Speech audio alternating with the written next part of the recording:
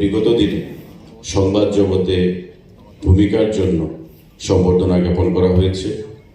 সম্মানিত শেখর দত্ত মহোদয়, উপস্থিত স্বপন ভট্টাচার্য মহোদয় এবং আজকের এই অনুষ্ঠানের সভাপতি, আগরতলা প্রেস ক্লাবের সহসভাপতি সম্মানিত অরুণ নাথ মহোদয়, আমার সামনে যারা রয়েছেন আমি দেখতে পাচ্ছি ভেটারেন জার্নালিস্ট, ডিস্টিংগুইশড জার্নালিস্ট, যাদেরকে সম্মাননা জ্ঞাপন করা হয়েছে অ্যাক্রিডিটেশন কার্ড প্রদানের মাধ্যমে।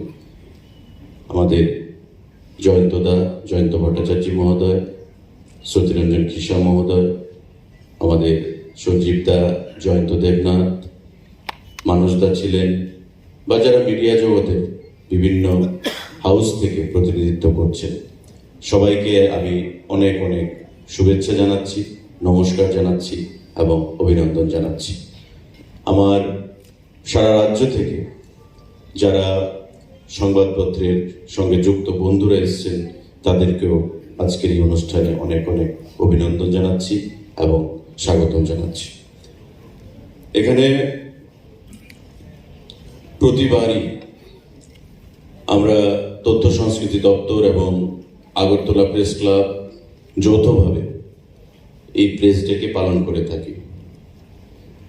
প্রেস ডে মানে যারা সংবাদপত্রের সঙ্গে যুক্ত বা সাংবাদিকতার সঙ্গে যুক্ত, এই দিনটিতে তাদেরকে আমরা স্মরণ করে থাকি এবং তাদেরকে কি করে আরো মানসিক দিক থেকে এগিয়ে নিয়ে যাওয়া যায়, যাতে করে গণতন্ত্রের চতুর্থ স্তম্ভ হিসেবে যাদেরকে আমরা জানি সংবাদপত্র বা সংবাদ মাধ্যম, সেই চতুর্থ স্তম্ভকে আরো শক্তিশালী করতে।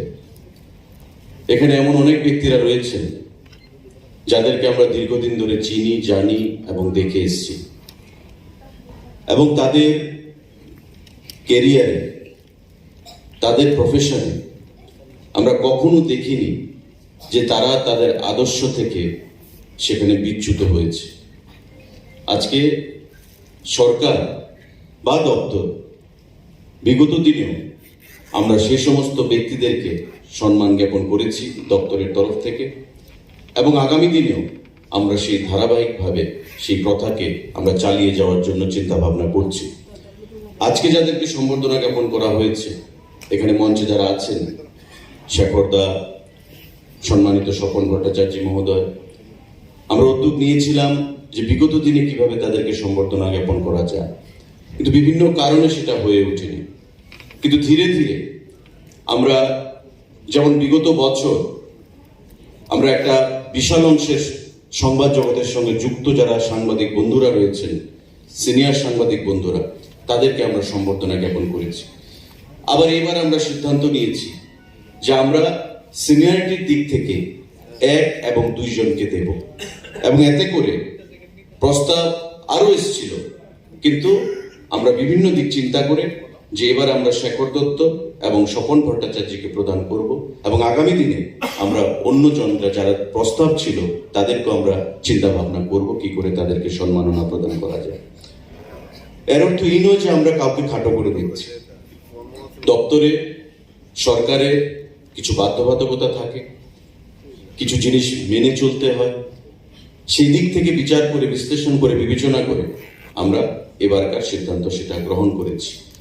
এখানে যারা উপস্থিত আছেন সাংবাদিক বন্ধুরা, বিশেষ করে আজকে আপনাদের দিন, আমি আপনাদেরকে শুভেচ্ছা জ্ঞাপন করছি। এই প্রেস ডে উপলক্ষে মাননীয় মুখ্যমন্ত্রীও বক্তব্য রাখবেন, এবং উনি বরাবর আমাকে বলেন যে সংবাদপত্র এবং সাংবাদিক যারা যুক্ত রয়েছে তার সঙ্গে, গণতন্ত্রের চতুর্থ স্তম্ভের সঙ্গে, কি করে তাদেরকে আরো এম্পাওয়ার্ড করা যায়, কি করে তাদের আরো সামাজিক, অর্থনৈতিক যে বুনিয়াদ বা তাদের যে পরিকাঠামো, সেটাকে কি করে আরো উন্নত করা যায়। এবং সেই দিক থেকে আমাদের সরকার এবং আমাদের দপ্তর আমরা কাজ করে চলেছি। এখানে প্রেস ক্লাবের মাননীয় সম্পাদক আছেন, আমার সঙ্গে যখন প্রায়ই কথা হয়, সাংবাদিকদের বিভিন্ন দাবি দাওয়া নিয়ে আমাদেরকে বলেন, লিস্ট পাঠান, কাদেরকে বিভিন্ন সুযোগ সুবিধা প্রদান করতে হবে। এবং মাননীয় মুখ্যমন্ত্রী এখানে আছেন, আমাদের যখন ক্যাবিনেট সিদ্ধান্তগুলো হয়, বিভিন্ন সাংবাদিকদের যেমন অ্যাক্রিডিয়েশন, আমি আনন্দের সঙ্গে বলছি যে আমরা খুব শীঘ্রই এক দফা মিটিং হয়ে গেছে আমাদের। আমরা তার আগে মিটিং করে বিভিন্ন সাংবাদিক বন্ধুদেরকে উপস্থিতিতে হাউসের সঙ্গে কথা বলে আমরা বলেছিলাম যে 176 জন অ্যাক্রেডিটেড জার্নালিস্টরা রয়েছেন, আমরা সংখ্যাটা আরো বৃদ্ধি করতে চাই। কারণ আমরা যে হেলথ ইন্স্যুরেন্স করব, সেই হেলথ ইন্স্যুরেন্স আমরা যদি অ্যাক্রেডিটেশন না থাকে আমরা সেটা করতে পারছিলাম না। আমরা চাই টু গিভ ম্যাক্সিমাম কভারেজ। যারা গ্রামেগঞ্জে থেকে মফস্বল এরিয়া থেকে আসছেন তাদেরকে কিভাবে এই কভারেজের মাধ্যমে আন্ডারে নিয়ে আসা যায়, এবং এতে করে হাউসগুলো থেকে আমরা ইনভাইট করেছিলাম যে আপনারা নাম পাঠান। অনেকে বলেছিল যে আমরা এত ভেটারেন জার্নালিস্ট, এখন যদি নতুন কেউ আসে তবে আমাদের সেখানে সম্মানহানি হবে। কিন্তু আমরা তাদেরকে বুঝিয়ে যে প্রত্যেকে সাংবাদিকতার সঙ্গে যুক্ত রয়েছে, কেউ সিনিয়র কেউ জুনিয়র, এতে করে একটা কার্ড নিয়ে কারোর সিনিয়রিটি চ্যালেঞ্জ হবে না। একটা কার্ড নিয়ে বরং আমরা বছরে যে 3 লক্ষ টাকা, সেই 3 লক্ষ টাকার যে আমরা ইন্স্যুরেন্সটা করতে চাইছি সেটা আমরা তাদেরকে কাভারেজ দিতে পারবো। আমাদের লক্ষ্যটা হচ্ছে মহৎ, যাতে করে বিনা চিকিৎসায় এ রাজ্যের কোনো সাংবাদিক অ্যাক্রেডিটেড জার্নালিস্ট যারা রয়েছেন তাদের যেন মৃত্যুবরণ করতে না হয়। এটাই আমাদের উদ্দেশ্য, এবং আমি মনে করি দপ্তরের মন্ত্রী হিসাবে যেটা আমাদের উদ্দেশ্য, মহৎ উদ্দেশ্য। এবং সেক্রেটারি আছেন, ডাইরেক্টর আছেন, এই ইন্স্যুরেন্স নিয়ে আমরা অনেক দূর এগিয়েছি। এবং আজকে আমি যেটা শুনলাম যে টেন্ডারে একটা কোম্পানি পার্টিসিপেট করেছে, এবং আমি বলেছি, সেক্রেটারি সাহেব বলেছেন যে দেখে শুনে সেটাকে ফাইনাল করার জন্য। এবং খুব শীঘ্রই আমাদের মিটিং হয়ে গেছে, সিলেকশন ও প্রসেস চলছে। কিছু কিছু নাম যাদেরকে অনেকে চেনে না, কিছু কিছু নাম যাদের সঙ্গে সাংবাদিকতা বা সংবাদ মাধ্যমের কোনো যোগাযোগ নেই, এবং কিছু কিছু নাম যেগুলো নিয়ে বিভিন্ন অ্যাঙ্গেল থেকে সেখানে অবজেকশন আসছে, সেই নামগুলো নিয়ে আমরা আবার রিভিউ করব, পুনরায় বিবেচনা করব। আমরা লিবারেল দৃষ্টিভঙ্গি নিয়ে দেখছি যে কি করে ম্যাক্সিমাম অ্যাক্রিডিয়েশন প্রদান করা যায়, কিন্তু যদি ক্রাইটেরিয়া ফুলফিল না করে তবে আমরা সেখানে কিছু করতে পারবো না। একটা বিশেষ অংশের সাংবাদিক বন্ধুরা তাদেরকে যুক্ত করা হচ্ছে বিভিন্ন হাউস থেকে, কারণ বরাবরই আমরা বলি আমাদের গভর্নমেন্ট, আমাদের মুখ্যমন্ত্রী এটা প্রো মিডিয়া। সাংবাদিক এবং সংবাদ মাধ্যমকে এই সরকারের আমলে যে পরিমাণ লিবার্টি প্রদান করা হয়েছে প্রত্যেকটা ক্ষেত্রে, আমি এখানে আজকের সভাপতি যিনি, ওনাকে আমি বলছিলাম, উনি ভাষণ রেখে বলছিলেন, আমার দৃষ্টি আকর্ষণীয় করেছেন। কি বলছিলেন? যে তথ্যমন্ত্রীর কাছে আমাদের কিছু দাবি থাকবে, আমাদের কিছু দাবি দেওয়া আছে, সেগুলো যেন উনি দেখেন। উনি যখন আমার পাশে গিয়ে বললেন, আমি জিজ্ঞাসা করলাম যে দাবিটা কি স্পেসিফিক। উনি বলছেন যে না, দাবি তো মোটামুটি হয়ে গেছে, তো একটা দাবি আছে, সেই দাবিটা পূরণ করে দিলেই আমরা খুশি। কি? সংবাদপত্রের রেটটা, অ্যাডভার্টাইজমেন্টের রেটটা যদি একটু বাড়ানো যায়। আমি বললাম যে এটা বললেই পারতেন, কারণ যারা সামনে রয়েছে তারা ভাববে না জানি আরো কত দাবি রয়েছে। তা আমি আপনাদেরকে আশ্বস্ত করে বলছি যে আমরা আলোচনা হয়েছে, আমরা এটা ফিল করতে পারি, বুঝতে পারি যে বর্তমান যে রেট, সেই রেটে আজকের মার্কেট রেটে সমস্ত কিছুর দাম বৃদ্ধি পাচ্ছে, এবং সেই ক্ষেত্রে আমরা যদি এটাকে একটা শিল্প হিসেবে ভাবি সংবাদপত্রকে, তবে এটা রেট বৃদ্ধি হওয়া দরকার। আমরা আলোচনা করেছি এবং ডাইরেক্টর সাহেবকে বলা হয়েছে, ফাইল প্রসেস করা হয়েছে, এই রেটটাকে কি করে বাড়ানো যায়। আগামী দিনে আমরা খুব শীঘ্রই সেই সংবাদপত্রের অ্যাডভার্টাইজমেন্টের যে রেট সেটা আমরা বৃদ্ধি করব। আজকের এই সভা থেকে, প্রেস ডে উপলক্ষে আমাদের এই কর্মসূচি থেকে আমরা সেটা ঘোষণা দিয়ে যেতে চাইছি দপ্তরের তরফ থেকে। পাশাপাশি আপনারা বলুন, যারা সাংবাদিক বন্ধুরা রয়েছেন বা পেপারের যারা কর্ণধারা এখানে রয়েছেন, অ্যাডভার্টাইজমেন্ট বা বিজ্ঞাপন বাবদ আগে আপনারা কত টাকা পেতেন, এখন আপনারা কত পাচ্ছেন? ইউ জাস্ট আস্ক ইয়োরসেলফ যে আগে আমার প্রতিদিন কত অ্যাড পেতাম, মাসের শেষে কত পেতাম, বছরে কত পেতাম, আর আজকে আমরা কত পাচ্ছি। আগে এই দপ্তরের বাজেট ছিল 40 কোটি টাকা, আজকে এই দপ্তরের বাজেট প্রায় 100 কোটি টাকার কাছে চলে গেছে। গত এক বছরে 40 কোটি টাকা থেকে এই আইসিএ দপ্তরের বাজেট আজকে অলমোস্ট 100 CR, 100 কোটি টাকা। তো 100 কোটি টাকা যদি আইসিএ দপ্তরের বাজেট হয়, তবে টাকাটা কোথায় যাচ্ছে? মেজর একটা টাকা অ্যাডভার্টাইজমেন্ট বাবদ আপনাদের কাছে যাচ্ছে। আমি একটু সাইট এন এক্সাম্পল আমি আপনাদেরকে বলছি।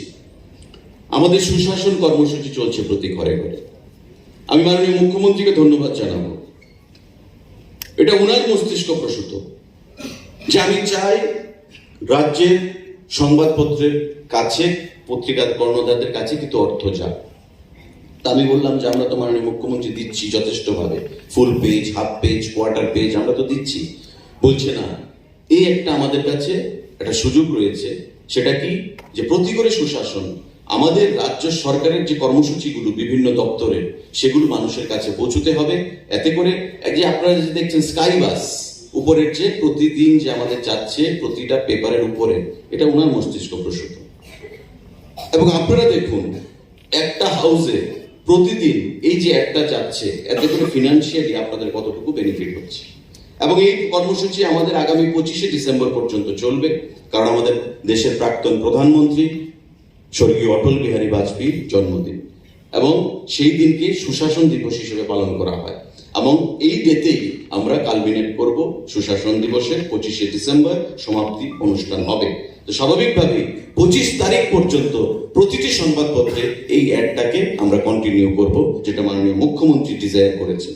তো এতে করে অর্থ দপ্তর থেকে যে পরিমাণ অর্থ আমাদেরকে প্রদান করা হয়েছে, সেটা 70% অর্থ অ্যাডভার্টাইজমেন্ট বাবদই খরচা করা হচ্ছে রাজ্যের সংবাদ মাধ্যমকে, অর্থাৎ প্রিন্ট মিডিয়াকে এবং ইলেকট্রনিক মিডিয়াকে, প্রতিটা ক্ষেত্রে, যাতে করে মিডিয়া এবং সাংবাদিক এবং সংবাদ মাধ্যম যাতে করে উপকৃত হয়, সেই জিনিসটাই আমাদের সরকার বা আমাদের দপ্তর সেটা আমরা কাজ করে যাচ্ছি। আমি প্রত্যেকের কাছে বলবো যে একটু পজিটিভ দৃষ্টিভঙ্গি নিয়ে, এখন আমি লিস্ট দিলাম, আমি নাম প্রস্তাব করলাম, দপ্তর কেন সেটা বিবেচনা করলো না, আমি যেটা বলবো সেটাই হতে হবে, আমার মন মতো না হলে আমি বয়কট করব, আমি যাব না, বা আমি অন্যরা যেন মিটিংয়ে না আসে, কর্মসূচিতে না আসে আমি প্রভোগ করব, সেগুলি তো মেনে নেওয়া যাবে না। আলোচনা করা যেতে পারে, কিন্তু you can't dictate the term. দপ্তর কি করবে, সরকার কি করবে, মাননীয় মুখ্যমন্ত্রী কি করবে, কে ডাইরেক্টর থাকবে, কে সেক্রেটারি থাকবে, এটা exclusively prerogative of the government, prerogative of the chief minister, honourable chief minister. Nobody can dictate the term. আমি পরিষ্কার ভাষায় আজকে দায়িত্বহীন ভাষায় বলে দিয়ে যেতে চাইছি। আলোচনা করা যেতে পারে, দেনা পাওনা নিয়ে আমরা রয়েছি কথা বলার জন্য, কিন্তু আমি যেটা বলবো সেটাই হতে হবে। নতুবা সরকার ভালো না, ব্যক্তিগত আক্রমণে চলে আসবো মুখ্যমন্ত্রীর বিরুদ্ধে, তথ্যমন্ত্রীর বিরুদ্ধে, উপমুখ্যমন্ত্রীর বিরুদ্ধে, শিক্ষামন্ত্রীর বিরুদ্ধে। এই জিনিসগুলো আগে মনে লাগতো, এখন আর মনে লাগে না। আগে ভাবতাম আমার বিরুদ্ধে লেখা উঠেছে, এখন আর ভাবি না এই জিনিসগুলো। সুতরাং আমি প্রত্যেকের কাছে আহ্বান জানাবো যে, আবারও বলছি, আমি ডে ওয়ান থেকে বলছি যে আমরা এই সরকার, মুখ্যমন্ত্রী, তথ্যমন্ত্রী প্রত্যেকে আমরা প্রো পিপল এবং প্রো মিডিয়া। আপনারা বলুন, মিডিয়া জগতের সঙ্গে পুরুধা ব্যক্তিত্বরা রয়েছেন, 25 বছর একটা সরকার দেখেছেন, এত ফ্রি ফ্র্যাঙ্ক অ্যাটমসফিয়ারে কথা বলতে পেরেছেন কিনা? অ্যাডভার্টাইজমেন্ট বাবদ বর্তমান যা অর্থ পাচ্ছেন, প্রতিনিয়ত পাচ্ছেন, এবং আমরা সিদ্ধান্ত হয়েছে প্রতি মাসে আপনাদের বিল মিটিয়ে দেওয়া হবে। যারা হাউসগুলো রয়েছে বিল সাবমিট করবেন, প্রতি মাসে আপনাদের বিল সেখানে মিটিয়ে দেওয়া হবে। এগুলো আমাদের সিদ্ধান্ত। আর আগে বছরে একবার বিল, দুবার বিল পেতেন কিনা আপনারা বিচার করে দেখুন, বিশ্লেষণ করে দেখুন।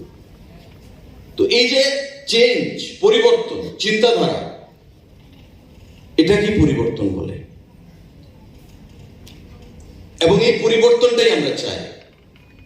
আগামী দিনে আমাদের আরো অনেক চিন্তাধারা রয়েছে, শুধু মিডিয়া নিয়ে নয়, তথ্য সংস্কৃতি দপ্তর আপনারা জানেন আগামী 8 থেকে 10 দিনের মধ্যে আমাদের ত্রিপুরা রাজ্যের বহু কাঙ্ক্ষিত প্রথম ফিল্ম ইনস্টিটিউট আমরা চালু করতে চলেছি, উদ্বোধন করতে চলেছি সত্যজিৎ রায় ফিল্ম ইনস্টিটিউটের সঙ্গে। সমস্ত কিছু তৈরি হয়ে গেছে, রেডি হয়ে গেছে। নজরুল কলা ক্ষেত্রে আমরা সেটাকে প্রাথমিকভাবে শুরু করব এবং 100 জনের উপর সেখানে স্টুডেন্ট সেখানে ভর্তির জন্য অ্যাপ্লিকেশন করেছে।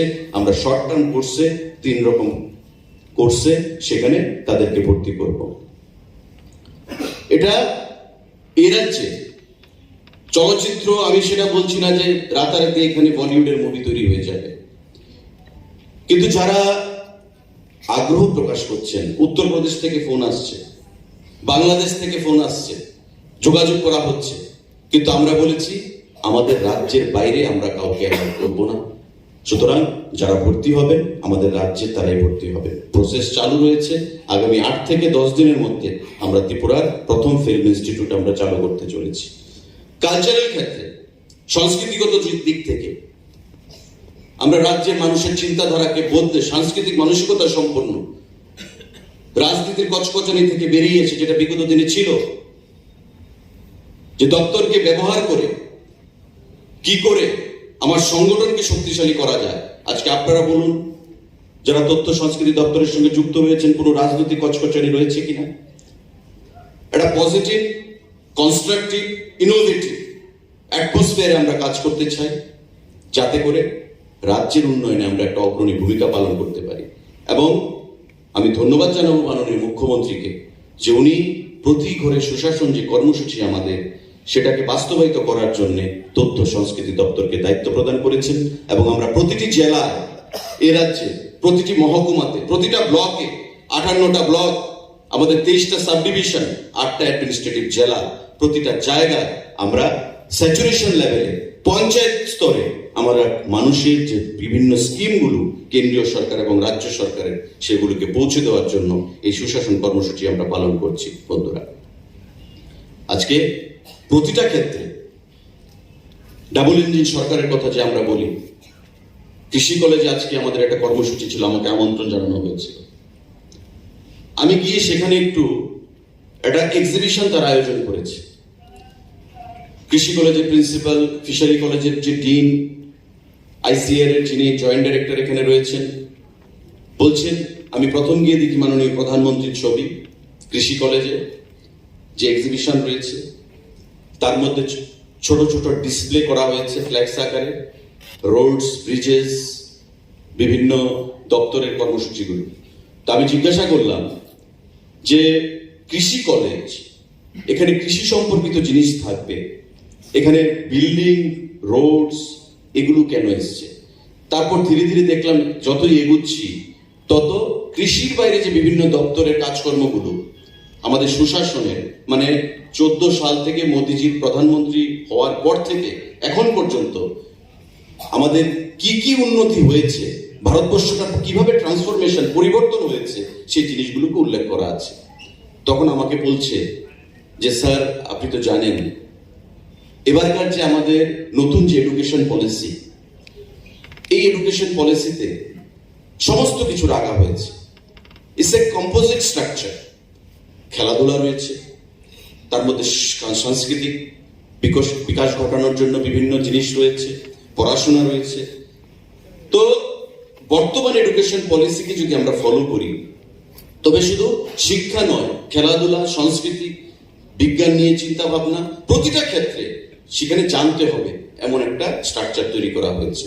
তো আমরাও চাইছি আমাদের এখানে যারা কৃষকরা আসেন, তারা যেন শুধু কৃষি নিয়ে নিজেদেরকে কনফাইন্ড না রাখেন, আবদ্ধ না রাখেন। তারা যেন মোদিজি ব্রিজ কটা করেছেন, রোড নিয়েও, পিডব্লিউডি নিয়ে কথা বলতে পারেন, তারা যাতে এআরডিডি নিয়ে কথা বলতে পারেন, তারা যাতে ওই পানীয় জল নিয়ে কথা বলতে পারেন। They should know everything.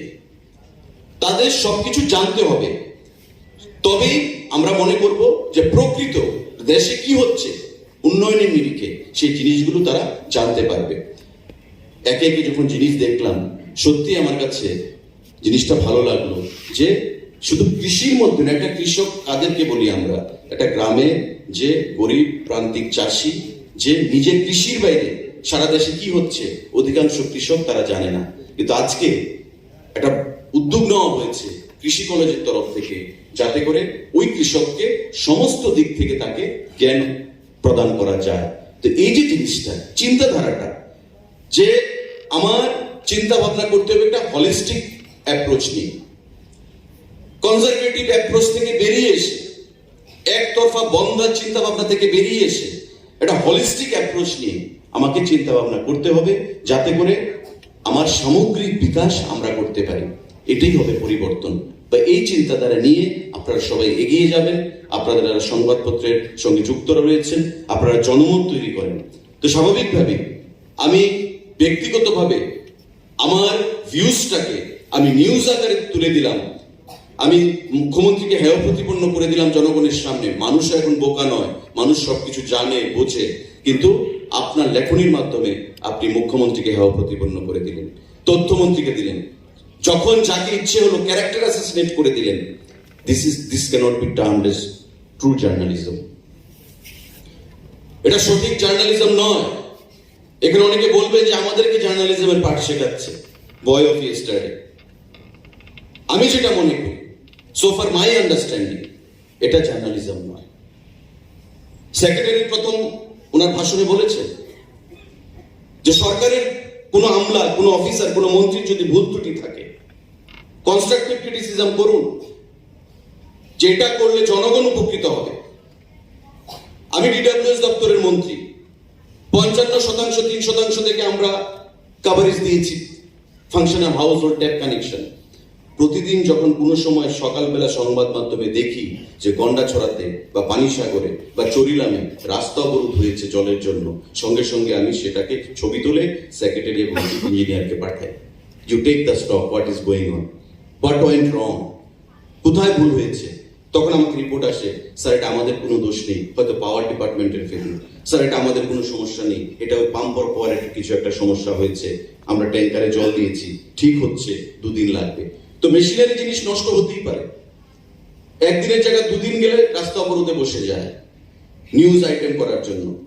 R news আইটেমটা এমন ভাবে আসে যে it's a failure of the government, it's a failure of the chief minister, it's a failure of the concern minister. এই হিসাবে নিউজটাকে প্রদান করা হয়, যাতে মানুষের মধ্যে একটা কনফিউশন আসে। ঠিক তেমনি রাজনীতিগত ভাবেও এমন ভাষা ব্যবহার করা হয়েছে বিগত কয়েক মাসে, আমি নাম নাই বললাম, আপনারা সবাই জানেন, পড়তে ইচ্ছে হয় না। একদিকে মুখ্যমন্ত্রীকে ফোন করে বলছে যে আমার আত্মাটা শান্তি হয়েছে, যোগ্য ব্যক্তিকে যোগ্য জায়গায় বসানো হয়েছে।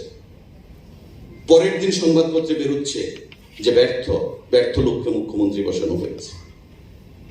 এই যে ডুবিয়াস রোল, এই যে ডাবল স্ট্যান্ডার্ড, এই জিনিসটা থেকে আমার আপনাদের কাছে একটা ক্ল্যারিয়েন্ট কল, সাংবাদিক বন্ধুরা, তার থেকে আপনারা বেরিয়ে আসুন। কোনো কনফিউশন যদি থাকে, ওপেননেস নিয়ে আপনারা ডিসকাশনে আসুন।